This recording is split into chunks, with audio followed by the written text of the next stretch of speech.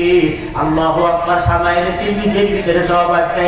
তুফাইল ইবনে আমরের চেহারার উপরে আল্লাহর নবী আমার দিকে তাকান, এইভাবে হাতের আঙ্গুল দিয়া ওই যে দুই ভুরুর মাঝখানের ফাঁকা জায়গার ভিতরে শুধু একটু ছোঁয়াইয়া কয়, তুফাইল যাও, প্রমাণ দিয়ে দিছি, দিনের দাওয়াত দিতে থাকো। তুফাইল হুজুর কি প্রমাণ দিলেন? কয় যে হাত রাখছি, হয়ে গেছে, প্রমাণ, চলে যাও। বলে হুজুর এটাই হবে? বলে হ্যাঁ, চলে যাও। আর সাহাবা একরামের বিশ্বাস এমন ছিল, আমরা হাজার কইলেও মানুষ বিশ্বাস করে না, কথা ঠিক কিনা করে বলে। কিন্তু সাহাবা একরাম নবীর কাছ থেকে তখন যা শুনছে সাথে সাথে বলছে, ইয়া রাসূলুল্লাহ লা আযীদু ওয়ালা আনকুসু, ওয়াদা দিলাম যা শুনলাম বাড়াবো না কমাবো না, কথা ঠিক কিনা জোরে বলে। বেশিও করবো না কমও করবো না। ওই যে পর থেকে বের হয়েছে নবীজি কয়, দেখো এটা জান্নাতি মানুষ, তাকায় দেখো তুফাইল ইবনে আমর চলে গেছে বাড়িতে। এলাকার ভিতরে যে গোষ্ঠী জ্ঞাতির লোকজনকে কোরআন কারিমের দাওয়াত দিয়েছে, আমি মুহাম্মদ রাসূলুল্লাহর কাছ থেকে কালেমা পড়ে মুসলমান হয়েছি, আমি তোমাদেরকে কালেমার দাওয়াত দেওয়ার জন্য পারমিশন পাইছি, আমি একজন দ্বীনের দায়ী, তোমরাও কালেমা পড়ে মুসলমান হও। লোকজন বলে, মুহাম্মদ তোমারে কি দিছে? কোন প্রমাণ দেখাও, কোন ডকুমেন্ট দেখাও আমাদেরকে। আপনারা যাওয়ার সাথে সাথে তুফাইল ইবনে আমর কয়, ডকুমেন্ট দেখাবো রাত্রের বেলা, দিনের বেলায় তোমাদেরকে ডকুমেন্ট দেখাবো না। রাত্রের বেলায় আমার বাড়ি সবাই জমা হবা, অনেক মানুষ জমা হয়ে গেছে। তুফাইল ইবনে আমরের দোষ আজকে আমাদেরকে প্রমাণ দেখাবে, কালেমার প্রমাণ দেখাবে। এবার খেয়াল করে দেখে তুফাইলের ওই যে যেখানে নবীজি হাতের আঙ্গুল রেখেছিল, ওই হাতের আঙ্গুল থেকে একটা নূরের ঝলকি বের হয়েছে। সেই নূরের ঝলকিটা স্বাভাবিক ল্যাম্প আর বাতির মতো নয়। 100 মানুষ লাইন ধরিয়া দাঁড়াই থাকে, 100 মানুষ ভেদ করিয়া তুফাইলের চেহারা আর ঝলকি, নূরের ঝলকি 100 মানুষের ওই পাশে চলে যায়। সুবহানাল্লাহ বলে। আমার ভাইরা, আমার বন্ধুরা, মানুষ পাগল হয়ে গেছে। তুফাইল ইবনে আমর দোষ 1 মাস পরে 80 জন মানুষ নিয়ে নবীর কাছে চলে আসে। আয়েশা কয়, ইয়া রাসূলুল্লাহ, ইয়া হাবিবাল্লাহ, এই যে দেখেন আমার গোষ্ঠী জ্ঞাতির বড় বড় লিডার সর্দার যারা আছে, সব কয়জন এই যে কালেমা পড়ে মুসলমান হয়েছে, আমি সবাইকে নিয়ে আসি আপনার কাছে।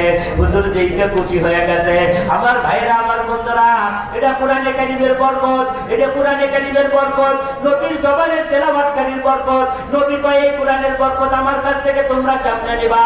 আমি আর তোমাদেরকে কোরআন পড়ে শোনাইতে পারবো না, কারণ মানুষ হিসেবে আমিও দুনিয়া থেকে তোমাদের থেকে বিদায় নিলাম। তবে তারা তুবিকুম আমরাইল্লাম তাদিল্লু মা তামাসসাকতুম বিহিমা, দুইটা জিনিস আমি তোমাদের বিচে রাইখে গেলাম, যেই দুইটা জিনিস দিয়ে আমি নবুয়তি চালাইছি, যেই দুইটা জিনিস দিয়ে মানুষকে আমি দিনের দিকে আনছি, কালেমার দিকে আনছি, ওইটা আমি রহমানিয়া মাদ্রাসার ভিতরে রাইখে দিয়ে গেলাম। একটা হলো কিতাব আল্লাহ, আওয়াজে বলেন একটা কি? কিতাব আল্লাহ। একটা হলো কোরআন, একটা হলো কোরআন। এই কোরআনের সাথে তোমরা সম্পর্ক লাগাও, এই কোরআনকে তোমরা মহব্বত করো, এই কোরআন যার কাছে আছে তার বুকের ভিতরে জড়ায় ধরো। এই যে ছোট্ট একটা হাফেজ কোরআন, দেখতে লেখতে লেখতে মনে হয় লুঙ্গি না করলেও বাড়ি একটা সমস্যা হয় না, কেবল বয়স 9 বছর, কথা ঠিক কিনা জোরে বলেন। এই যে 18 পারা মুখস্থ হয়ে গেছে, 22 পারা মুখস্থ হয়ে গেছে, ছোট্ট চিত্র আমার কাছে নিয়ে আসছে।